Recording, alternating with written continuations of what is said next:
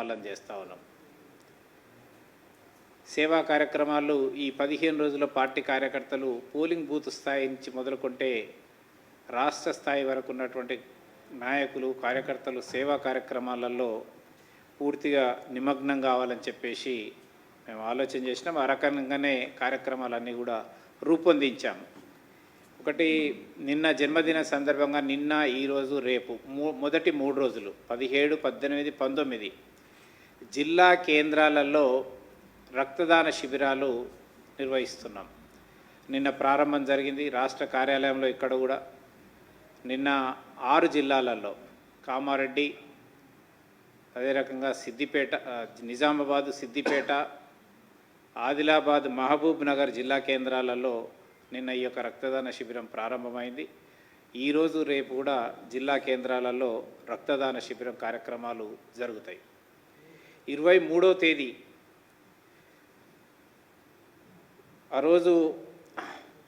ఈరోజు మరి ముఖ్యంగా జన ఆరోగ్య యోజన ఆ కార్డులు ఏవైతున్నాయో 70 సంవత్సరాలు పైబడ్డటువంటి వాళ్ళకి ఆయుష్మాన్ భారత్ ప్రవేశపెట్టి ఏడాది అవుతున్నటువంటి సందర్భంగా 70 సంవత్సరాలు పైబడ్డటువంటి వృద్ధులందరికీ కూడా ఏడాదికి 5 లక్షల రూపాయల ఉచితంగా వైద్య సదుపాయం కల్పించేటటువంటి జన ఆరోగ్య యోజన పథకాన్ని కూడా ఆ రోజు ప్రవేశపెడుతున్నాం. మరి 60 సంవత్సరాల పైబడ్డటువంటి మహిళలు, ముఖ్యంగా వృద్ధులందరికీ కూడా ఉచితంగా వైద్యం జరిపించాలని అన్ని అసెంబ్లీ కేంద్రాలలో, తెలంగాణ రాష్ట్రంలో ఉన్నటువంటి అన్ని అసెంబ్లీ కేంద్రాలలో ఈ యొక్క మెగా హెల్త్ క్యాంప్స్ నిర్వహిస్తున్నాం. అదే రకంగా స్వచ్ఛతా అభియాన్ మండల కేంద్రాలలో, ప్రభుత్వ పాఠశాలలు, ప్రభుత్వ వైద్యశాలలు, బస్టాండ్లు, ముఖ్యంగా పబ్లిక్ ప్లేసెస్లో స్వచ్ఛతా అభియాన్ కార్యక్రమాలు కూడా నిర్వహిస్తున్నాం. అదేవిధంగా ఈరోజు మేధావుల యొక్క సదస్సులు నిర్వహిస్తున్నాం. మరి దానికి కూడా ఈ సందర్భంగా నిర్వహిస్తున్నాం. స్కూల్, అదే రకంగా కాలేజీ స్టూడెంట్స్కి competitions, Atmanirbhar Bharat, Viksit Bharat, vocal for local అనేటటువంటి అంశాలపైన అవగాహన కల్పించటం కోసము పాఠశాల విద్యార్థులకు, కళాశాల విద్యార్థులకు essay writing competitions, elocution competitions, poster presentations, ఇలాంటివన్నీ కూడా కార్యక్రమాలు మనం నిర్వహిస్తున్నాం. అదే రకంగా 25వ తారీఖు రోజు పండిట్ దీన్ దయాళ్ ఉపాధ్యాయ గారి జన్మదిన సందర్భంగా కూడా ఆ రోజు ప్రత్యేకంగా మెంబర్షిప్ జరుగుతుంది కాబట్టి వారికి నివాళులు అర్పించిన తర్వాత మరి పోలింగ్ బూత్ స్థాయిలో ఆ రోజు ప్రత్యేకంగా స్పెషల్ డ్రైవ్ 100 సభ్యత్వం చేయాలనేటటువంటిది కూడా లక్ష్యంగా పెట్టుకున్నాం.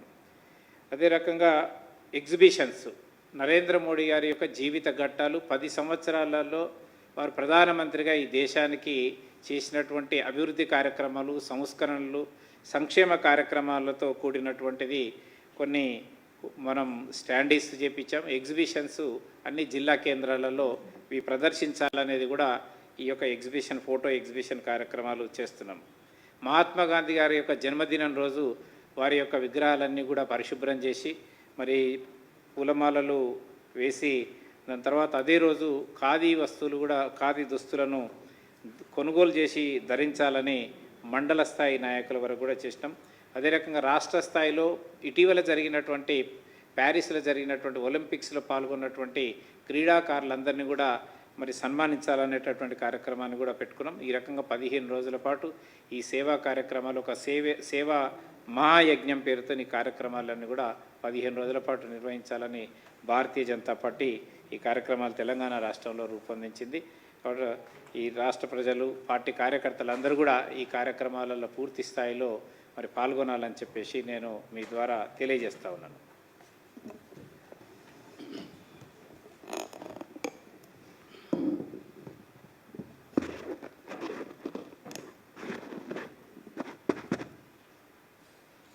ఫ్రెండ్స్, అందరికీ నమస్కారాలు. ప్రధానమంత్రి నరేంద్ర మోడీ గారు వరుస క్రమంలో 3వసారి ప్రధానమంత్రి కావడము 60 సంవత్సరాల తర్వాత అది ఒక చరిత్ర. ఆ ఖ్యాతి నరేంద్ర మోడీ గారికి దక్కింది. దేశంలోనే అత్యంత వెనుకబడ్డ సామాజిక వర్గానికి సంబంధించిన వ్యక్తి మూడవసారి ప్రధానమంత్రి కావడం అది దేశ చరిత్ర.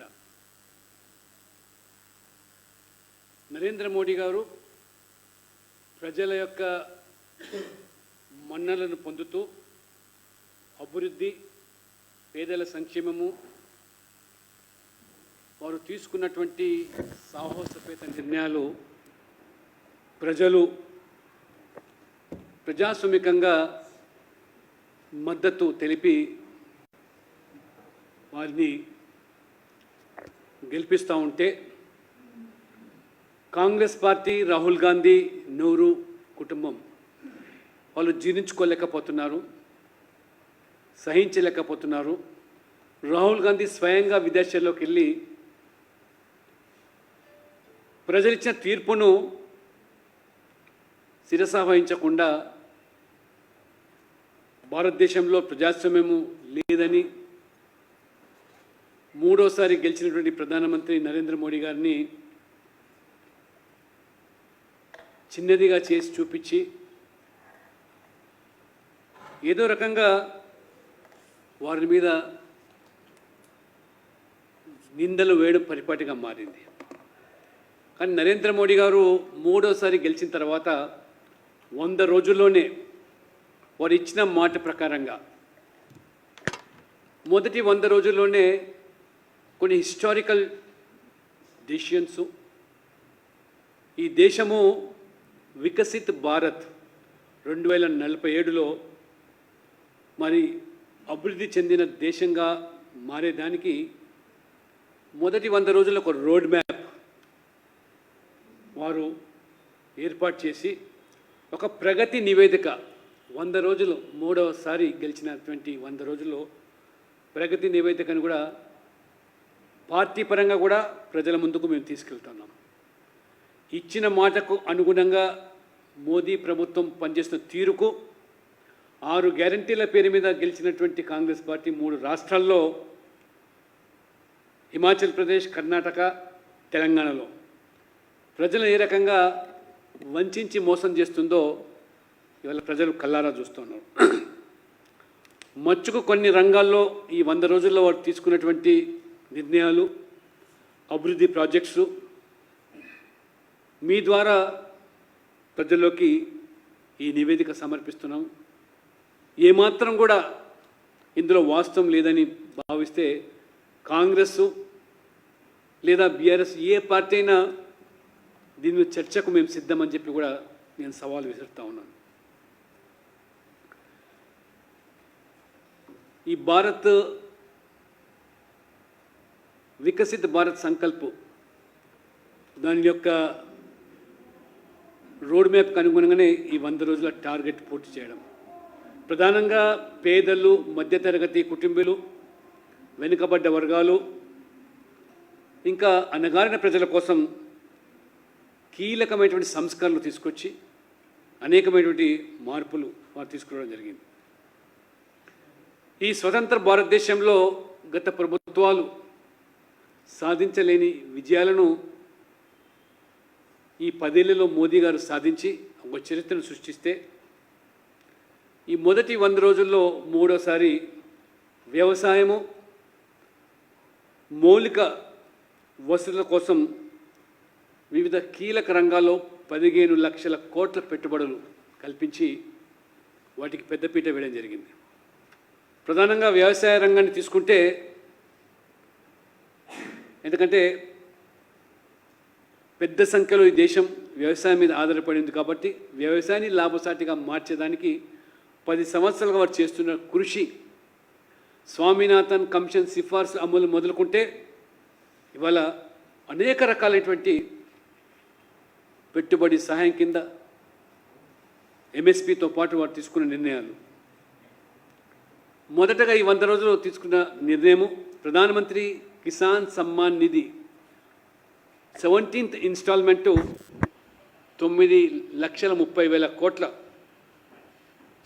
రైతులకు 20,000 కోట్లు పెట్టుబడి వారికి సహాయాన్ని అందజేయడం జరిగింది.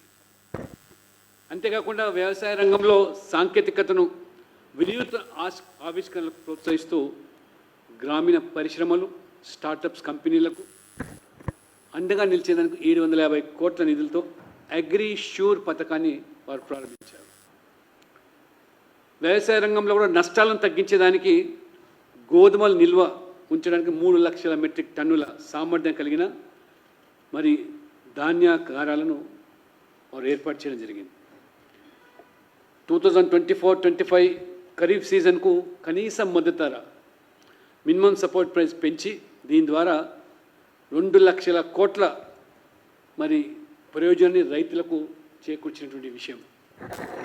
వాతావరణ మార్పులను రైతులకు అందజేసేలా 2000 కోట్లతో మిషన్ మౌసం వాతావరణ వారికి తెలియజేయడానికి ఈ యొక్క కొత్త వినూత్న పథకాన్ని ప్రవేశపెట్టారు.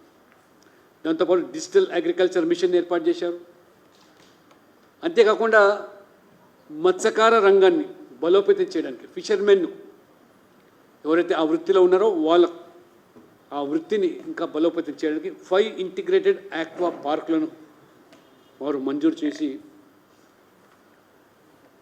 దాంతోపాటు మౌలిక వసతుల కోసం ప్రత్యేకంగా ప్రపంచంలోనే భారతదేశాన్ని వరల్డ్ మ్యానుఫ్యాక్చరింగ్ హబ్గా మార్చేదానికి వారు 28,600 కోట్లతో దేశవ్యాప్తంగా 12 ఇండస్ట్రియల్ స్మార్ట్ సిటీస్ ఏర్పాటు చేయడం.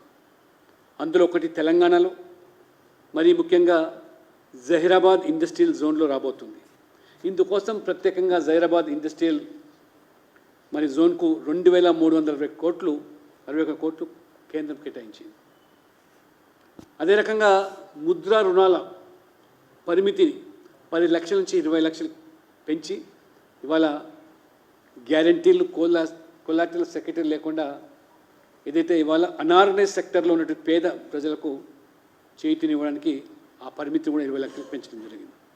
రోడ్సు, రైల్వేసు, ఇంకా ఓడరేవులు, ఎయిర్వేసు ఇవన్నీ కనెక్టివిటీని పెంచి ఆర్థిక అభివృద్ధికి బలోపేతం చేయడం 3 లక్షల కోట్లు మరి ఇవాళ మౌలిక సదుపాయాల కోసం కేంద్రం ప్రకటించింది.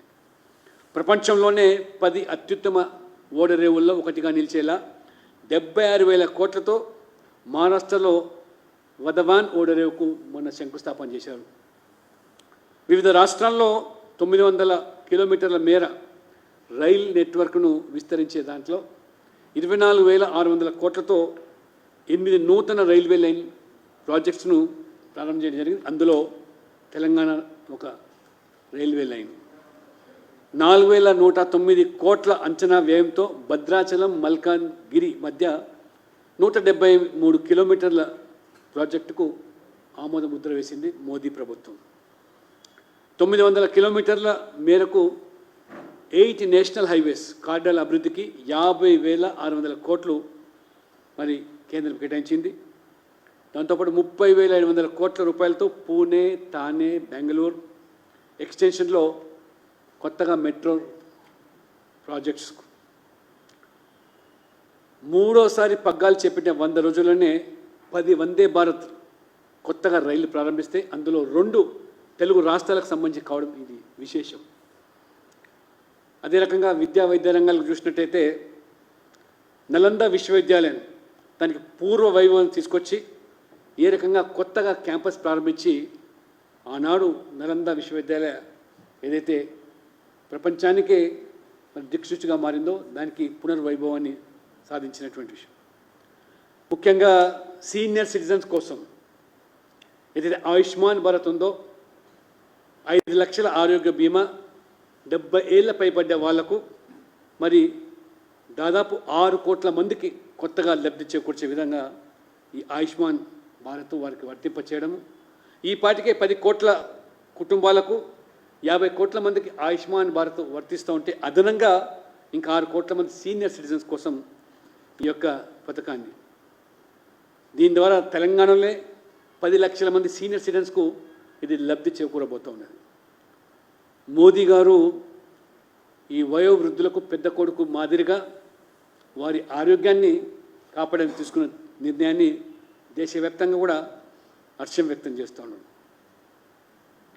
అదే రకంగా ఖరీదైనటువంటి 3 క్యాన్సర్ మెడిసిన్స్కు కస్టమ్ డ్యూటీని ఇవాళ మినహాయించి క్యాన్సర్ బారిన పడ్డటువంటి రోగులకు ఇవాళ ఏ రకంగా వారు సహాయపడుతున్నారో ఇది ఒక ఉదాహరణ. మెడికల్ కాలేజ్ సంఖ్య కూడా అదనంగా దాదాపు 75,000 సీట్లు పెంచేదానికి మోదీ ప్రభుత్వం తీసుకున్న నిర్ణయం అది. యువత కోసం సైన్స్ టెక్నాలజీలో సృజనాత్మక పెద్దపీట వేసేలా 10,600 కోట్లతో విజ్ఞాన్ ధార పథకాన్ని ప్రారంభించారు. విజ్ఞాన్ ధార యువతలో క్రీడా ప్రతిభను ప్రోత్సహించడానికి ఇవాళ మనం చూసాం ప్యారిస్లో ఏ రకంగా ఇవాళ మరి ఈరోజు మరి అనేక మంది ఇవాళ మన తెలంగాణకు సంబంధించిన కూడా అమ్మాయి దీప్తి కూడా కాంస్య పథకాన్ని మరి ఈ యొక్క దీంట్లో వారు సాధించారు. ఆ యొక్క క్రీడారంగాన్ని ప్రోత్సహించడానికి కీర్తి అనేటువంటి పేరు మీద Khelo India rising talent identification కార్యక్రమాన్ని కొత్తగా తీసుకొచ్చి ఆ రకంగా మరి ఇవాళ ప్రోత్సహించడం. యువతలో నైపుణ్యాభివృద్ధి ఉపాధి కల్పన కోసం 2 లక్షల కోట్లతో ప్రధానమంత్రి ఒక ప్యాకేజ్ ఏర్పాటు చేసి దీని ద్వారా 4.1 కోట్ల మంది యువతకు లబ్ధి చేకూర్చే విధంగా తీసుకున్న నిర్ణయం. 1 కోటి మంది యువతకు 500 మల్టీనేషనల్ కంపెనీలో వారికి ఇంటర్న్షిప్ అవకాశం కల్పించి వారికి అవకాశాలు పెంచాడు. ప్రభుత్వ ఉద్యోగ పరీక్షల్లో ప్రశ్నపత్రాలు లీకేజ్ ఈ మధ్యలో పరిపాటిగా మారింది. దాంట్లో ట్రాన్స్పరెన్సీ తీసుకురావడానికి ఒక ప్రత్యేకమైన ఒక చట్టాన్ని ఈ 100 రోజుల్లోనే మోదీ ప్రభుత్వం తీసుకురావడం మనం చూసాం. తెలంగాణలో ఏ రకంగా ఈ పేపర్ లీకేజ్ వల్ల కొన్ని లక్షల మంది యువత జీవితాల్లో ఏ రకంగా వారు బుగ్గిపాలు చేశారో అటువంటిది పునరావృతం కాకుండా ఉండడానికి ఒక స్పెషల్ యాక్ట్ ఇవాళ తీసుకురావడం. మరి ఇంతకుముందు చెప్పినట్టుగా 12 ఇండస్ట్రియల్ స్మార్ట్ సిటీల ఏర్పాటు, దేశవ్యాప్తంగా దాదాపు 10 లక్షల మందికి ఉద్యోగాలు, పరోక్షంగా దాదాపు 30 లక్షల మందికి ఉద్యోగాల కల్పన జరిగే పరిస్థితి. మహిళల కోసం ఇవాళ కొత్తగా వారు మహిళల పేరు మీద కొనుగోలు చేసేటువంటి ఆస్తుల మీద స్టాంప్ డ్యూటీ తగ్గించడానికి రాష్ట్రాలను ఇవాళ కేంద్రం ప్రోత్సహిస్తూ ఉన్నది. నారీ శక్తికి లబ్ధి చేకూర్చడానికి వివిధ పథకాలు ఏవైతే ఇవాళ చేస్తున్నారో ఈ బడ్జెట్లో కేవలం మహిళల యొక్క అభ్యున్నతి కోసం సంక్షేమం కోసం 3 లక్షల కోట్లు మోదీ ప్రభుత్వం కేటాయించడం జరిగింది. పర్యాటక రంగంలో కూడా మహిళలకు ఉద్యోగ అవకాశాలు కల్పించడానికి పర్యాటన్ దీదీ పేరు మీద, పర్యాటన్ మిత్ర పేరు మీద ఒక వ్యవస్థను ఏర్పాటు చేసి వారికి ఉద్యోగ అవకాశాలు కల్పించడం. 48 లక్షల స్వయం సహాయక బృందాల సభ్యులకు లబ్ధి చేకూరేలా ఈరోజు 4.3 లక్షల సెల్ఫ్ హెల్ప్ గ్రూప్స్కు 2,500 కోట్లు రివాల్వింగ్ ఫండ్ను మరి కేంద్రం విడుదల చేయడం జరిగింది. అదే రకంగా మరి 5,000 కోట్లతో మహిళలకు సెల్ఫ్ హెల్ప్ గ్రూప్స్లో బ్యాంక్ రుణాలు కూడా రిలీజ్ చేసి ప్రధానమంత్రి ఆవాస్ యోజన పేరు మీద మహిళల పేరు మీద ఇవాళ వాళ్ళ ఆత్మ గౌరవాన్ని పెంపొంచడానికి 3 కోట్ల అదనంగా ఇవాళ కేవలం మరి మహిళల పేరు మీద మరి ఆ ఇల్లు కట్టించడానికి మోదీ ప్రభుత్వం ఒక ప్రణాళిక. అందులో మరి గ్రామీణ జీవనోపాధిని మెరుగుపరచడానికి Deen Dayal Upadhyaya national rural livelihood machine కింద 90 లక్షల స్వయం సహాయక గ్రూపుల్లో 10 కోట్ల మందికి మహిళలకు ప్రోత్సాహం కల్పించే పథకం. ఈ రకంగా మోదీ ప్రభుత్వం దివ్యాంగుల కోసం ప్రత్యేకంగా వారికి గుర్తింపు కార్డులు దాదాపు 2.9 లక్షల మందికి కార్డ్స్ ఇవ్వడం జరిగింది. ప్రధానమంత్రి జన్ జాతీయ ఉన్నత గ్రామ అభియాన్ కింద 63,000 గ్రామాల్లో 5 కోట్ల మంది గిరిజనులకు ఆదివాసులకు సామాజిక ఆర్థిక స్థితిగతులు మెరుగుపరచడానికి ఈ యొక్క కార్యక్రమాన్ని, దాంతోపాటు వక్ ఆస్తుల యొక్క నిర్వహణలో ఉన్నటువంటి తగాదాలు పరిష్కరించేదానికి లేదా ఆ వక్ భూములు కాపాడేదానికి 2024లో పార్లమెంట్లో ఒక ప్రత్యేకంగా బిల్లు ప్రవేశపెట్టడం జరిగింది. ఏ ప్రచారం అయితే చేశారో మూడోసారి మోదీ గారు గెలిస్తే వారి అజెండా పలిచనబడుతుందని, ఇతర పార్టీల మీద ఆధారపడి వారు నిర్ణయాలు తీసుకుంటారని చెప్పి ఏ ప్రచారం చేశారో దానికి భిన్నంగా ఇవాళ బీజేపీ మోదీ ప్రభుత్వం బేసిక్ ఐడియాలజీతో కాంప్రమైజ్ కాకుండా ఈరోజు ఏ రకంగా 370 ఆర్టికల్, 3 తలాక్ లాంటి చట్టాలు వాళ్ళు తీసుకొచ్చిందో రద్దు చేసిందో అదే రకంగా ఇవాళ వక్ఫ్ బిల్లును కూడా తీసుకురావడం అనేది ఇది గొప్పగా ఇది సాహసోపేత నిర్ణయం. దాంతోపాటు ఇవాళ యూనిఫైడ్ పెన్షన్ పథకం కింద యూపీఎస్ కింద 23 లక్షల మంది కేంద్ర ప్రభుత్వ ఉద్యోగులకు ఇవాళ దాదాపు 50% పింఛన్ లభించేలా భరోసా కల్పించడానికి వారు తీసుకున్నటువంటి నిర్ణయం. చివరగా ప్రధానమంత్రి సూర్యఘర్ ముఫ్త్ బిజ్లీ యోజన ద్వారా 3.5 లక్షల ఇళ్లలో సోలార్ వ్యవస్థలు ఏర్పాటు చేసి దీని ద్వారా మధ్యతరగతి కుటుంబీకులకు పొదుపుకు అవకాశం కల్పించడమే కాకుండా ఇవాళ రిన్యూవబుల్ ఎనర్జీ కోసం పెద్దపీట వేసి ఇవాళ బొగ్గు అనేది క్రమేణా ఇది రోజు రోజుకు తరిగిపోతున్నది. బొగ్గు మీద ఆధారపడి ఇవాళ విద్యుత్ ఉత్పత్తి భవిష్యత్తు మనము నిర్ధారణ చేయలేం. కాబట్టి ఈ రకంగా ఆల్టర్నేటివ్ ఇవాళ సోలార్ కానీ, విండ్ కానీ, హైడ్రోజన్ కానీ, హైడల్ కానీ, లేదా న్యూక్లియర్ ఈ రకంగా మోదీ ప్రభుత్వం పెద్దపీట వేసి ఇవాళ మీరు ఆశ్చర్యపోతారు. ఫ్రాన్స్లో 95% electricity power is being produced on nuclear basis. ఇవాళ మన దగ్గర అనేక అపోహలు మనకును విస్తారమైనటువంటి ఇవాళ యురేనియం లాంటి ఇవాళ మనకు వనరులు ఉన్నా దాన్ని సద్వినియోగం చేసుకోలేము. అందుకని మోదీ ప్రభుత్వం స్పెషల్ ఫోకస్ ఇవ్వాలని చెప్పి 3 లక్షలు నిర్దేశించింది. ఒకటి, పెట్రోల్ మీద 20% బయో ఇథనాల్. దీనివల్ల మన రైతులకు కనీసం సంవత్సరానికి 50,000 కోట్లు అదనపు ఆదాయం కల్పించేటువంటి ఇదొకటైతే, అట్లాగే పెట్రోల్ డీజిల్ రేట్లు కూడా తగ్గే అవకాశం. సూర్యఘర్ యోజన పేరు మీద ఇది ప్లస్ సోలార్ మిషన్ కింద విద్యుత్ వినియోగం పెరిగినా పేదల మీద భారం పడకుండా దాదాపు 500 గిగావాట్స్ రిన్యూవబుల్ ఎనర్జీ 2030 వరకు సాధించడం ఇది లక్ష్యం. రైల్వేలను కూడా సోలార్ కేంద్రాలుగా మార్చడానికి మోదీ గారి ప్రభుత్వం నిర్ణయం తీసుకోవడం, ప్రతి రైలుపై ఆ రైలు కప్పు పైన సోలార్, ఈ రకంగా బై 2030 మరి భారత రైల్వేలను నెట్ జీరో ఎమిషన్స్గా మార్చడం.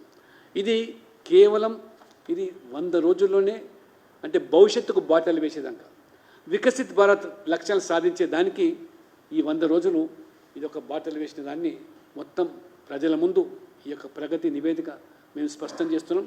కాబట్టి ఇంకా రాబో రోజుల్లో ఏ విధమైనటువంటి మరి ఆలోచనలతో, విధానాలతో, నిర్ణయాలతో మోదీ ప్రభుత్వం ముందుకు పోతుందో ఇది ఒక ట్రైలర్గానే భావించాల్సిగానే కోరుతూ, ఇది తెలంగాణ ప్రజలు కూడా ఇది వాస్తవాలు వారి ముందు మేము పెడతా ఉన్నాం.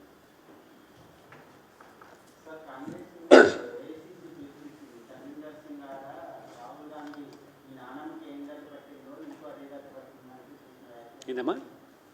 కన్వీనర్ సింగ్ బీజేపీ మాజీ ఎమ్మెల్యే రాహుల్ గాంధీ పైన యాక్షన్ చేసింది. మీ నాన్నమ్మకు పట్టిన కట్టే నీకు పడుతుంది, జాగ్రత్త అంటూ ఒక పబ్లిక్ మీటింగ్లో ఎక్సెప్షన్ చేస్తుంది.